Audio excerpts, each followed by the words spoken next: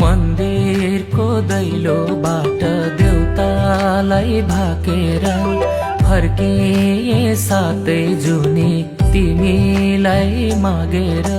कृष्णलाई राधा झै मलाई त तिम्रो साथ, तिमीलाई पाउ